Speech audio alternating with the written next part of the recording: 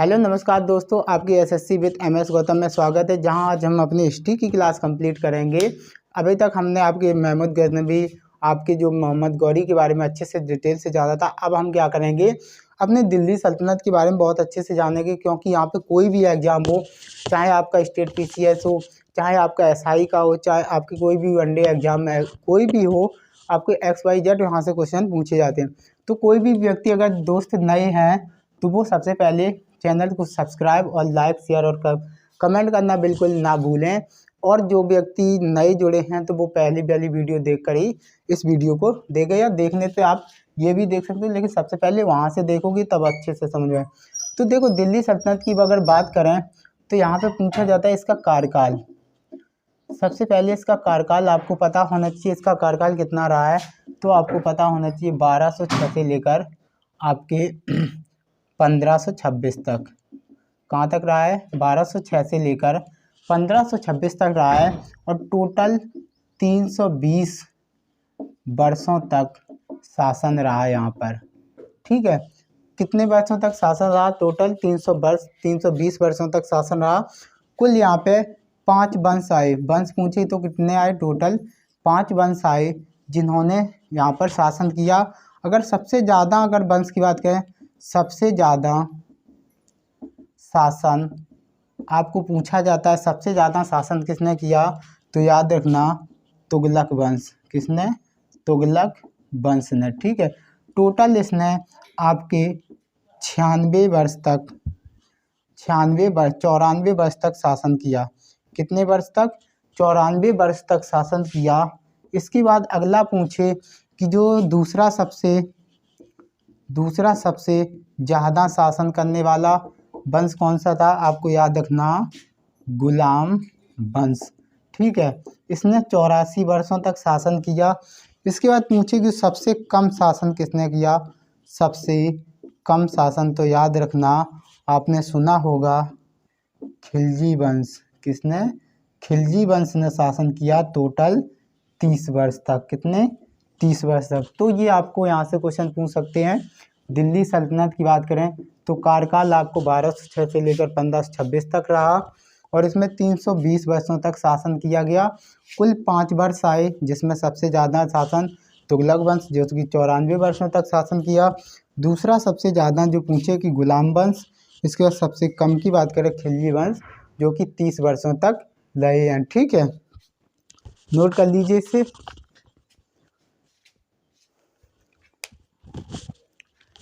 अब देखो, अगले पॉइंट पे चलते हैं। यहाँ पे ये आपको समझ में आ गया 30 वर्ष। अब बात करते हैं अपने जो 5 वंश हैं, कौन कौन से वंश हैं, उनके बारे में अच्छे से डिटेल से जानेंगे। ठीक है,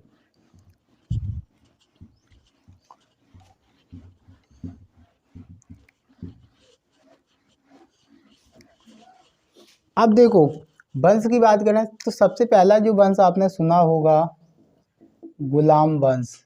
ठीक है, ये जो गुलाम वंश था ये आपका 1206 से लेकर 1290 तक रहा। ठीक है, ये गुलाम वंश कहाँ से रहा? 1206 से लेकर 1290 तक रहा।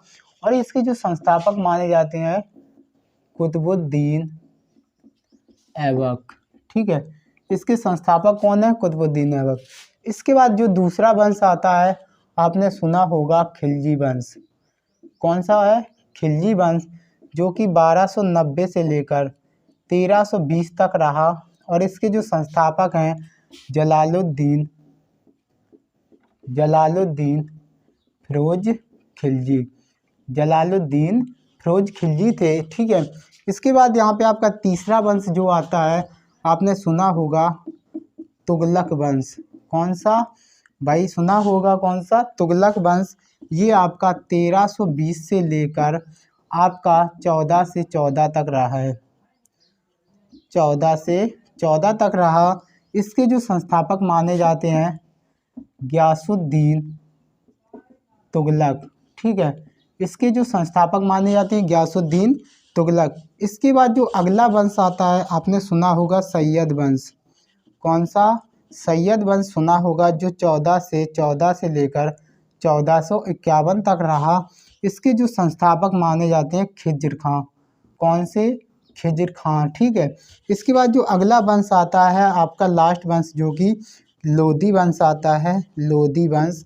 इसके जो संस्थापक माने जाए, ये आपका कब से कब तक रहा, 1451 से लेकर 1526 तक रहा। और इसमें पूछा जाता है इसके जो संस्थापक माने जाते हैं वो कौन से थे, बहलोल लोधी। ठीक है, बहलोल लोधी। तो ये आपके क्वेश्चन पूछ सकते हैं, तो ये यहाँ से बनते हैं। ठीक है, तो सबसे पहले इसकी बात करें तो ये टोटल 94 वर्षों तक इसने शासन किया। इसने अगर बात करें तो 30 वर्षों तक शासन किया। ठीक है, इसके बाद इसकी बात करें तो इसने मतलब यहाँ से 84 कर लो, सॉरी, इसने 84 वर्षों तक शासन किया। ठीक है, अगर इसकी बात करें तो इसने 94 वर्षों तक शासन किया। सैयद वंश की बात करें तो इसने 36 वर्षों तक, इसकी बात करें तो इसने 76 वर्षों तक। ठीक है, तो ये आपके वर्षों की बात करें तो ये वर्ष हैं जिसमें इन्होंने इतने वर्षों तक शासन किया है। ठीक है, तो ये क्रम था आपके, यहाँ से पूछ सकते हैं गुलाम वंश, संस्थापक पूछ सकते हैं कुतुबुद्दीन ऐबक, खिलजी वंश जो कि 30 वर्षों तक रहा, जो आपके 1290 से लेकर 1320, ये जलालुद्दीन फिरोज खिलजी थे। ठीक है, इसके तुगलक वंश की बात की 94 वर्षों तक रहा, जो 1320 से लेकर 1414 तक, जो आपका 94 वर्ष से गयासुद्दीन तुगलक के द्वारा इसकी स्थापना की गई। सैयद वंश जो कि 36 वर्ष रहा, 1414 से लेकर 1451 तक, खिजर खां जिसका संस्थापक माना जाता है। लोधी वंश 14 से 51 से लेकर 1526 तक, जो कि बहलोल लोधी इसका संस्थापक हुआ करता था। टोटल इसने 76 वर्षों तक शासन किया दिल्ली सल्तनत पर। तो ये आपका क्रम था जो दिल्ली सल्तनत के बारे में हमने आपको अच्छे से बताया। ठीक है, अब बात करते हैं अपने पहले जो वंश की बात करते हैं। पहला जो वंश अपना कौन सा है, गुलाम वंश। ठीक है, तो सबसे पहले पहले वंश की तरफ चलते हैं, गुलाम वंश की तरफ।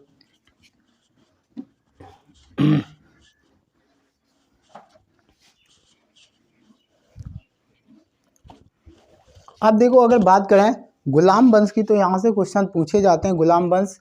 तो यहाँ से आपको याद रखना, गुलाम वंश जो इसका कार्यकाल 1206 से लेकर आपका 1290 तक। ठीक है, ये गुलाम वंश रहा। क्वेश्चन पूछा जाता है इसके जो संस्थापक कौन से माने जाते हैं, तो आपको याद रखना इसके संस्थापक हैं जो कुतुबुद्दीन ऐबक। ठीक है, आप इसके जो अन्य नाम भी जान सकते हो, अन्य नाम बोले तो आपको याद रखना मामलूक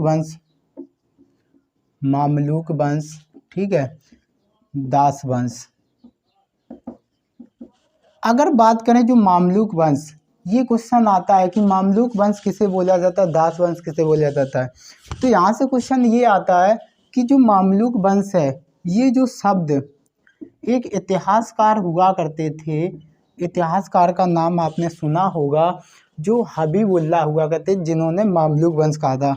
किसने कहा था, हबीबुल्लाह। ठीक है, ये इतिहासकार हुआ करते थे जिन्होंने इस शब्द का प्रयोग किया है और ये कहा है कि ये जो स्वतंत्र माता पिता से जन्मे पुत्र हैं, ये आप इन्हें दास नहीं कह सकते, क्या कह सकते, मामलूक, क्योंकि ये स्वतंत्र माता पिता से पैदा हुए थे। सबसे पहले अगर बात करें तो सिर्फ दास 3 ही शासक हुआ है। सबसे पहले कुतुबुद्दीन ऐबक, ठीक है, एक ये दास था, दूसरा था इल्तुतमिश, ठीक है, और तीसरा था बलबन। अगर क्वेश्चन आ जाए आपके पास कि बताइए गुलाम वंश में कितने दास थे, सिर्फ 3 ही शासक जो दास थे। सबसे पहला कुतुबुद्दीन ऐबक जो कि कुतबी वंश थे था, कौन से वंश, कुतबी वंश से था। इल्तुतमिश ये आपका शमसी वंश, यहाँ से क्वेश्चन पूछे जाते, शमसी वंश से था। और ये जो थे ये बलबनी वंश से था, बलबन था जो, ये बलबनी वंश था। इनकी जाति पूछे तो याद रखना इनकी जो जाति थी वो तुर्की जाति थी। कैसी जाति थी, तुर्की जाति थी। तो यहाँ से क्वेश्चन पूछे जाते हैं कि बताइए ये कौन सी जाति के थे, तुर्की जाति के थे, और इनका वंश कौन कौन सा था, अलग अलग वंश था। तो और ये 3 ही शासक थे, 3 सुल्तान थे जो दास थे, बाकी कोई इनके मतलब जो भी शासक हुए 11 शासक हुए गुलाम वंश में, जो कोई भी दास नहीं था इन 3 को छोड़कर। ठीक है, तो सबसे पहले पूछे कि ये शब्द किसने दिया, तो हबीबुल्लाह ने दिया था। ये आपके मामलूक शब्द का अर्थ होता है कि स्वतंत्र माता पिता से जन्मे व्यक्ति, मतलब इनके माता पिता जो थे ये इनके गुलाम नहीं हुआ करते थे, गौरी का गुलाम नहीं थे। तो ये इनके माता पिता क्या थे, स्वतंत्र थे, जो इनके द्वारा खरीदे गए। गौरी ने कुतुबुद्दीन ऐबक को निशापुर के बाजार में गजनी से खरीदा था, और इसके बाद इल्तुतमिश को खरीदा गया।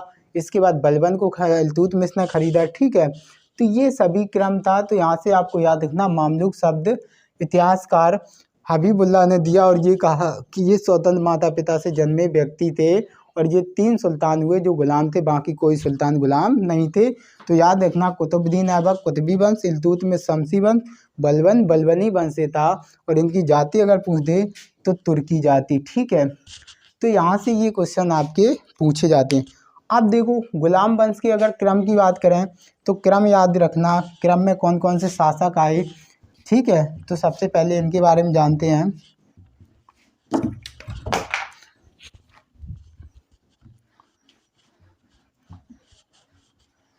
तो देखो, सबसे पहले अगर बात करें क्रम में, आपने देखा होगा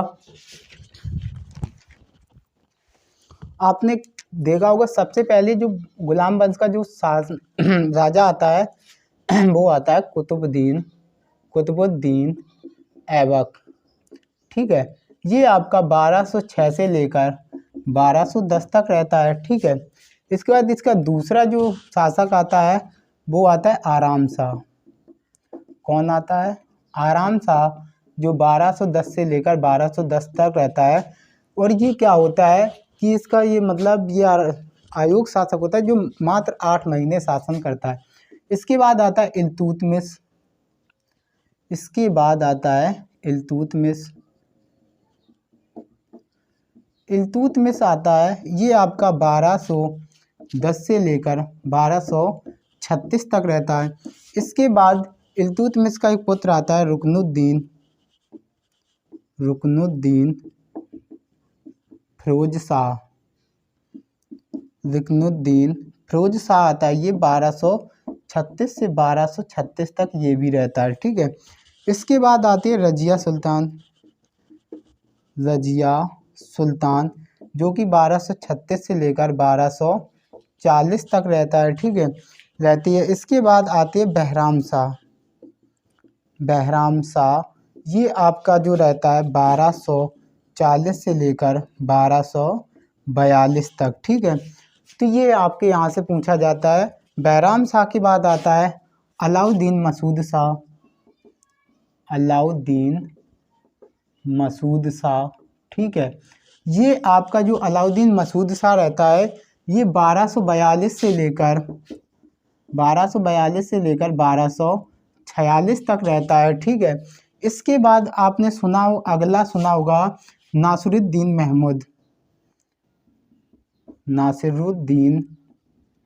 महमूद, जो कि आपका 1246 से लेकर 1266 तक रहता है। ठीक है, इसके बाद आता है आपका बलबन। ये जो बलबन आता है ये बलबनी साम्राज्य की स्थापना करता है, जो 1266 से लेकर 1287 तक रहता है। ठीक है, बलबन के बाद आपके 2 शासक आते हैं जो कैकुबाद और क्यूमर्स। ठीक है, बलबन आपकी 1266 से लेकर 1287 तक रहता है। ठीक है, ये आप नोट कर लीजिए, क्रम पूछा जाता है। ठीक है,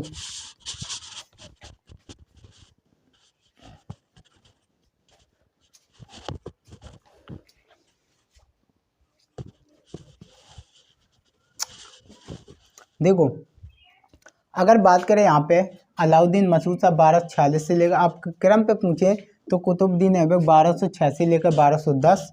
इसके बाद आराम शाह 1210 से लेकर 1210 तक रहता है। इल्तुतमिश आपके 1210 से लेकर 1236 तक रहता है। इसके बाद रुकनुद्दीन फिरोज शाह, ये आपके 1236 से लेकर 1236 तक रहता है। इसके बाद रजिया सुल्तान, जो कि 1236 से लेकर 1240 तक रहते हैं। इसके बाद बहराम शाह का पूछे 1240 से लेकर 1242 तक। इसके बाद अलाउद्दीन मसूद शाह, जो कि 1242 से लेकर 1246 तक रहता है। इसके बाद जो नासिरुद्दीन महमूद था, ये 1246 से लेकर 1266 तक रहता है। इसके बाद जो बलबन आता है, ये 1266 से लेकर 1287 तक रहता है। ठीक है, इसके बाद दो शासक आते हैं, एक आता है कैकुबाद, कैकुबाद ये आपका 1287 से लेकर 1290 तक रहता है। इसके बाद कैम्यूर कैमू वो आपके जो कैकुबाद क्यूमर्स, ठीक है, क्यूमर्स ये आपका 1290 से लेकर 1290 तक रहता है। कैकुबाद और क्यूमर्स ये आपके 1290 से 1290 तक रहता है। कैकुबाद 1287 से लेकर आपका 1290 तक रहता है। ये क्रम था जो आपको याद होना चाहिए, जो कि हिस्ट्री आपकी ऐसी चीज़ है, आपको डेटा बिल्कुल याद होंगी, बस आप बड़े अच्छे से जैसे हम लिखा रहे हैं आपको नोट्स याद रखने। 1206 से 1210 आपको याद रखना, कुतुबुद्दीन ऐबक जो कि संस्थापक हुआ। इसके बाद जो आराम सा आया 1210 से 1210 रहा। इल्तुतमिश जो कि 1210 से 1236 रहा। रुकनुद्दीन फिरोज शाह 1236 से 1236 तक रहा। रजिया सुल्तान 1236 से 1240, बैराम शाह 1240 1242 और अलाउद्दीन मसूद शाह 1242 से 1246, नासिरुद्दीन महमूद 1246 से 1266, बलबन 1266 से 1287। इसके बाद कैकुबाद 1287 से 1290, क्यूमर्स 1290 से 1290 तक ये रहा, ठीक है। तो आपको यहाँ से बिल्कुल कंफ्यूज नहीं होने। अब बात करते हैं अपने जो पहले शासक कुतुबुद्दीन ऐबक की, ठीक है। अब बात करते हैं कुतुबुद्दीन ऐबक।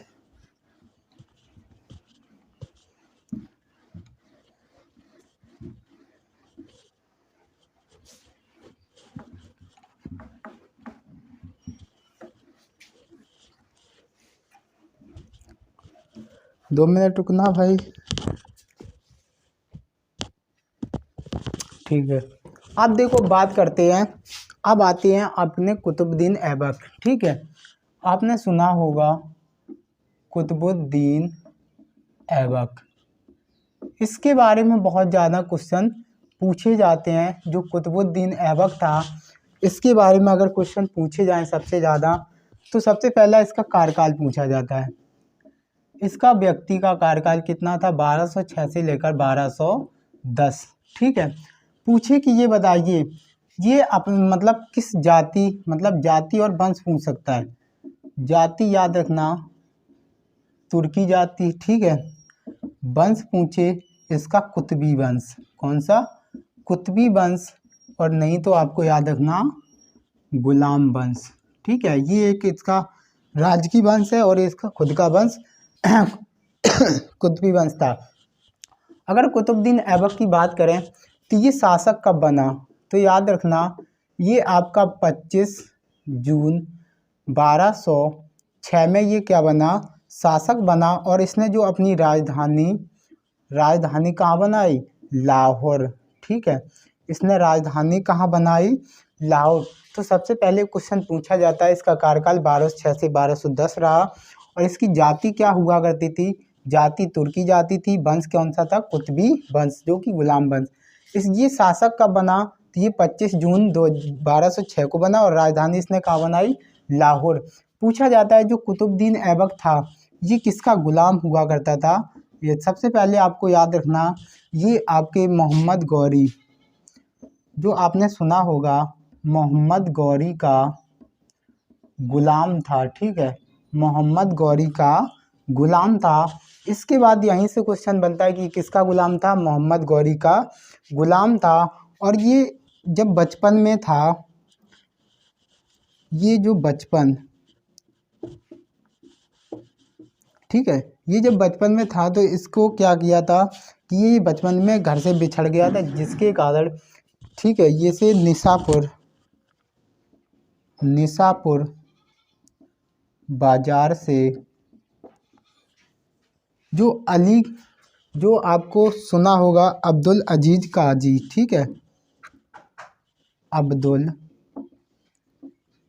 अजीज काजी ने खरीदा था।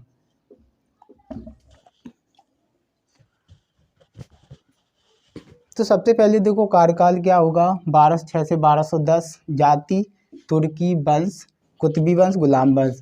पूछे कि ये शासक कब बना, 25 जून 1206 में।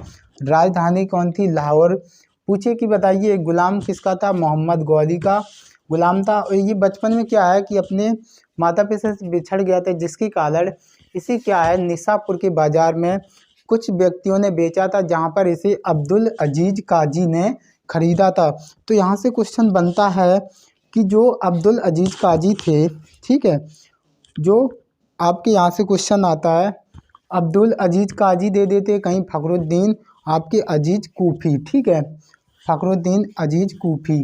तो भी जो भी है नाम किस किताब में अलग देते हैं, कोई किताब में अलग देते हैं, तो बिल्कुल कंफ्यूज नहीं होना।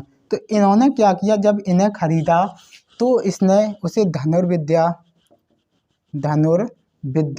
और घुड़सवारी की शिक्षा दी, ठीक है। तो जब इन्होंने अब्दुल अजीज़ काजी ने इन्हें खरीदा तो इन्हें सबसे पहले घुड़सवारी और धनुर्विद्या की शिक्षा बहुत अच्छे से दी। इसके बाद मोहम्मद गौरी ने इसे खरीद लिया था। इसके बाद इसके जो पुत्र हुआ करते थे अब्दुल अजीज़ काजी के, उनके पुत्रों ने इसे क्या किया कर दिया था, इसे बेच दिया था इसकी मृत्यु होने के बाद। और इसे क्या हुआ, गजनी से मोहम्मद गौरी ने खरीद लिया था और इसे एक पद दिया था मोहम्मद गौरी ने, आपने सुना होगा अमीर ए आखूर का पद दिया था। तो याद रखना इसे कौन सा पद दिया था, अमीर ए आखूर, जो कि अश्वशाला का प्रधान हुआ करता था। अश्वशाला का प्रधान हुआ करता था, ये पद दिया था, ये प्रमुख पद हुआ करता था। तो सबसे पहले इसे कौन सा पद दिया गया था, अमीर ए आखूर, जिसे अश्वशाला का प्रधान बोलते थे, ठीक है। तो यहाँ तक आपको अच्छे समझ में आया होगा जो भी क्वेश्चन थे। अब बात करते हैं अगले पार्ट पे चलते हैं।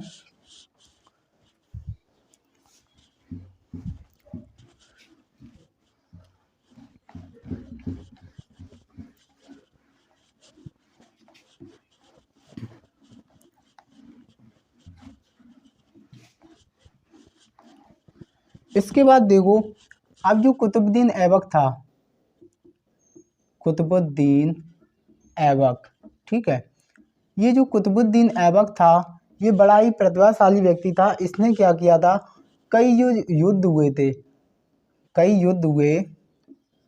जिसमें इन्होंने भाग लिया था, ठीक है। जैसे आपका 1192, 1194, 1197, ठीक है। आपका ये 1192 तराइन का सेकेंड युद्ध था, ये इसका चंदावर का युद्ध था, ठीक है। और ये इसके भीम को दंडित किया था इस युद्ध में, ठीक है। तो क्वेश्चन यहाँ से आता है कि इसने कई युद्धों में भाग लिया गौरी के साथ, जैसे 1192 का, 1194 का और 1197 में इसने कई भाग लिए जिसमें भीम को दंडित किया था। इसके बाद यहाँ से इसकी उपाधि भी पूछी जाती हैं। यहाँ से उपाधि क्या क्या है इसकी, तो आपको याद रखना लाख बख्श,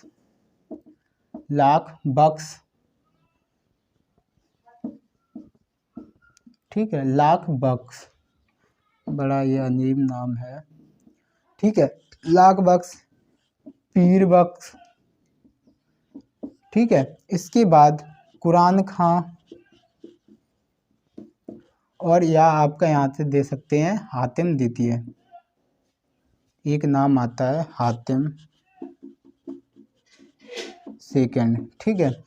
तो सबसे पहले लाख बख्श क्या होता है, लाखों का दान करने वाला, लाखों का दान करने वाला, ये बड़ा ही उदार शासक था जो सबसे ज़्यादा लाखों का दान करता था। पीर बख्श होता है हाथियों का दान करने वाला, हाथियों का दान करने वाला, ठीक है, हाथियों का दान करने वाला। कुरान खां मतलब ये कुरान बड़े अच्छे से पढ़ता था, इसे याद थी तो याद रखना कुरान पढ़ने वाला, ठीक है, कुरान पढ़ने वाला, ठीक है। और हातिम द्वितीय ये इस उपाधि दी थी मिनहाज ने दी थी, और ये कहा था बड़ा दयालु शासक बताया था, ठीक है। मिनहाज सिराज ने ये मिनहाज उज सिराज थे जिन्होंने ये हातिम द्वितीय की उपाधि दी थी, और ये कहा था जो कुतुबुद्दीन ऐबक बड़ा ही दयालु और मतलब अच्छा शासक था, तो इन्होंने इसके बारे में जानकारी दी थी। अगर बात करें जो कुतुबुद्दीन ऐबक था, तो कुतुबुद्दीन ऐबक ने जो इसके दरबारी कवि, क्वेश्चन आ जाता है कि बताइए कुतुबुद्दीन ऐबक के जो दरबारी कवि आपने कभी सुने होंगे, जो यहाँ से क्वेश्चन पूछ देते हैं कि बताइए जो दरबारी कवि कौन कौन से होते थे। तो याद रखना, मिनहाज उस सिराज, मिनहाज उस सिराज, ठीक है। ये क्या हुआ करते थे, इनके दरबारी कवि थे, किसके, कुतुबुद्दीन ऐबक के, जिन्हें इन्होंने संरक्षण प्रदान किया था, ठीक है। तो ये आपको नोट याद रखना, बिल्कुल पॉइंट जो पूछे जाते हैं एग्जाम में तो बिल्कुल भी नहीं भूलना, इन्हें नोट कर लीजिए, ठीक है।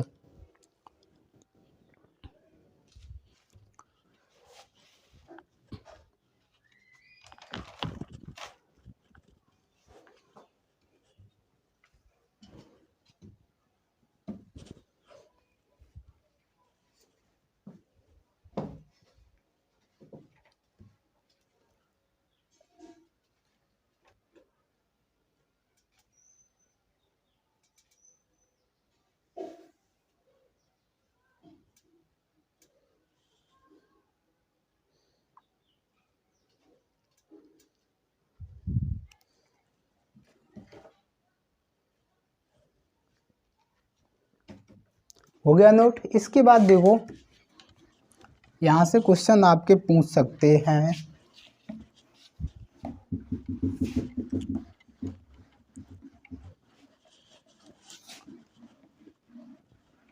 देखो इसके जो दरबारी कवि पूछे, तो दरबारी कवि, ठीक है।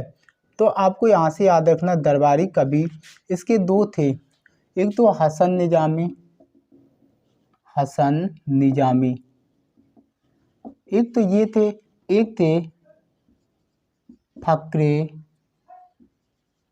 मुदविर, ठीक है, फकरे मुदविर। और इसके बाद मिनहाज उस सिराज, मिनहाज उस सिराज, ठीक है।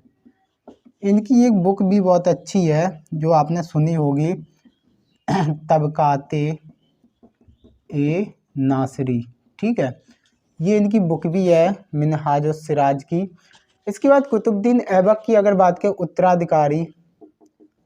उत्तराधिकारी जो हुआ करते थे अन्य, उन्होंने क्या किया था, विद्रोह किया था, ठीक है, विद्रोह किया था, जिससे इन्होंने शादी विवाह के माध्यम से, विवाह के माध्यम से दबाया था, ठीक है। यहाँ से क्वेश्चन आता है कि कुतुबुद्दीन ऐबक के जो उत्तराधिकारी और भी हुआ करते थे दिल्ली सल्तनत में, जिन्होंने विद्रोह कर दिया, जिसके माध्यम से किस आधार पर उसने उन्हें जो विद्रोह को दबाया था, तो याद रखना विवाह के माध्यम से। तो सबसे पहले जो आपने सुना होगा, यालदोज, यालदोज था, इससे इसने इसकी बेटी से शादी की थी, बेटी से शादी की थी, जिसके माध्यम से ये शांत हो गया। इसके बाद आपने सुना होगा कुवाचा, ठीक है, जो कुवाचा था, इससे कुतुबुद्दीन ऐबक ने अपनी बेटी की शादी की थी, बेटी की शादी की थी, ठीक है। इसके बाद इल्तुत में वो बहन की शादी की थी, बहन की शादी की थी, ठीक है। इसके बाद जो आपने सुना होगा इल्तुतमिश, इल्तुतमिश, ये जो इल्तुतमिश हुआ करता था, इससे अपनी इसने बेटी की शादी की थी, बेटी की शादी। तो याद रखना, क्वेश्चन पूछे कि यालदोज से, पूछे कि यालदोज से कैसे संबंध है, तो यालदोज की जो बेटी थी उससे कुतुबुद्दीन ऐबक ने शादी की थी, और जो कुवाचा हुआ करता था उससे अपनी बहन की शादी कर दी थी, और जो इल्तुतमिश हुआ करता था उससे अपनी बेटी की शादी की थी, किसने, जो कुतुबुद्दीन ऐबक हुआ करता था, ठीक है। इसके बाद यहाँ से क्वेश्चन और भी बनते हैं, पूछा जाता है,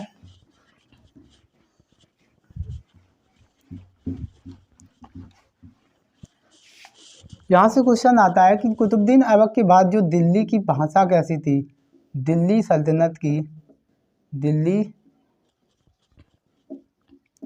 दिल्ली सल्तनत की भाषा पूछी जाती है, तो आपको याद रखना भाषा कौन सी हो गई थी, फारसी भाषा, कौन सी, फारसी भाषा, ठीक है।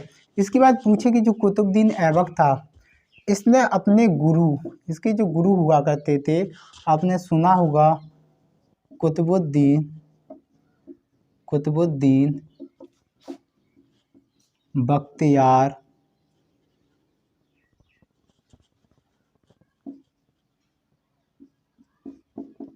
बख्तियार काकी। ठीक है, इसके जो जो आपके इसके गुरु हुआ करते थे कुतुबुद्दीन बख्तियार काकी, जिसकी याद में इसने, आपको पता होगा, कुतुब मीनार का निर्माण कराया था। ठीक है, किसका निर्माण कराया था? कुतुब मीनार का निर्माण का। इसको जो पूर्ण कराया था वो याद रखना इल्तुतमिश ने। ठीक है, इसे पूर्ण किसने कराया था? इल्तुतमिश ने। इसके बाद आपने सुना होगा इसने कुब्बत उल इस्लाम मस्जिद, कुब्बत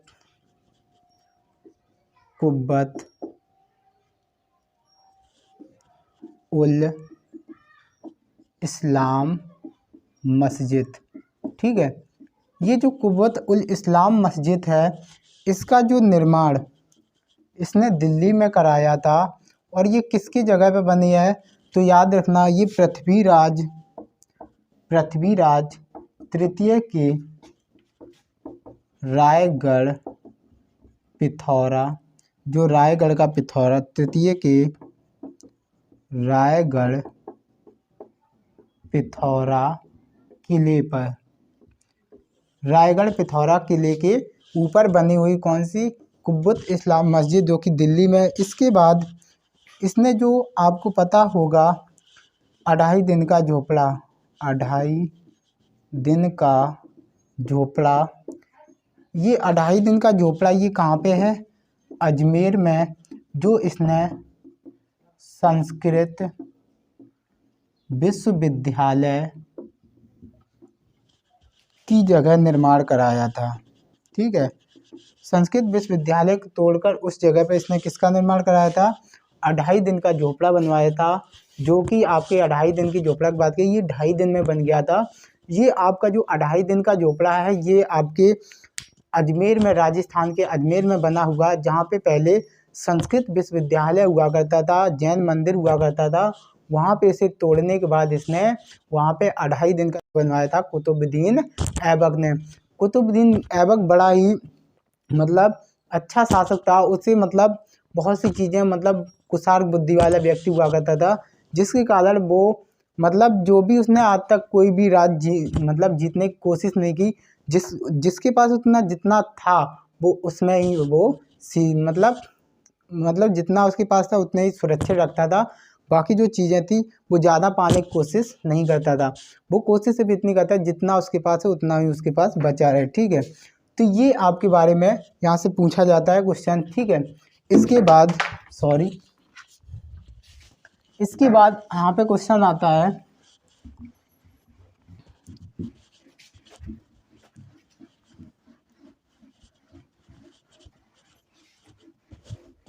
पूछी जाती है जो कुतुबुद्दीन ऐबक की मृत्यु, कुतुबुद्दीन ऐबक था, इसकी जो मृत्यु पूछी जाती है, आपको पता होगा ये 1210 में चौगान 1210 में हुई थी, चौगान खेलते हुए।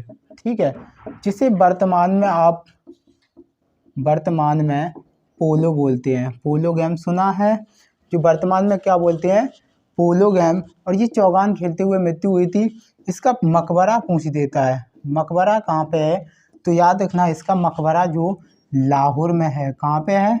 लाहौर में मकबरा है। कहाँ पे है? लाहौर में। तो ये क्वेश्चन इसके बारे में पूछे जाते हैं कि बताइए कि इसके मकबरा कहाँ पे है? तो लाहौर में मकबरा है। यहाँ पे हमने क्या किया, मोहम्मद गौरी के बारे में बहुत अच्छे से पढ़ा। और आपको याद रखना कि यहाँ पे एक क्वेश्चन और बन जाता है, इसका एक सेनापति हुआ करता था, आपने सुना हो, बख्तियार खिलजी, जलालुद्दीन बख्तियार खिलजी, जलालुद्दीन बख्तियार खिलजी। ठीक है, ये इसका जो सेनापति हुआ करता था, जो बख्तियार खिलजी, इसने क्या किया था, जो नालंदा,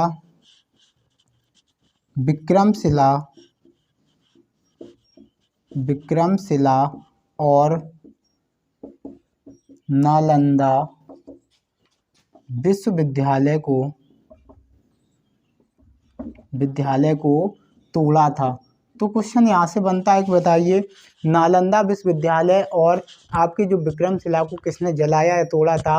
तो आपको पता होना चाहिए ये जो आपके जो कुतुबुद्दीन ऐबक का सेनापति हुआ करता था, जो जलालुद्दीन बख्तियार खिलजी, जिसने आपके नालंदा विश्वविद्यालय और विक्रमशिला को जलाया था, जो कि आपके बिहार में स्थित है। नालंदा विश्वविद्यालय बिहार का सर्वप्रथम मतलब शिक्षा का केंद्र माना जाता है।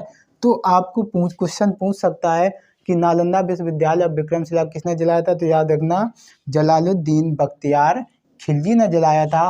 और ये जो दोनों कहाँ पे हैं, आपके बिहार के प्रांत में हैं, ठीक है। तो ये आपको क्वेश्चन याद रखना है। तो हमने क्या किया, आज गुलाम वंश में पहला शासक जो कुतुबुद्दीन ऐबक के बारे में अच्छे से जाना। इसके बाद कल हम इसके आगे जो सीरीज से समझेंगे और भी क्वेश्चन बनते हैं। तो वीडियो अच्छी लगी हो तो लाइक शेयर और सब्सक्राइब करना, कमेंट करना बिल्कुल ना भूलें। Thank you.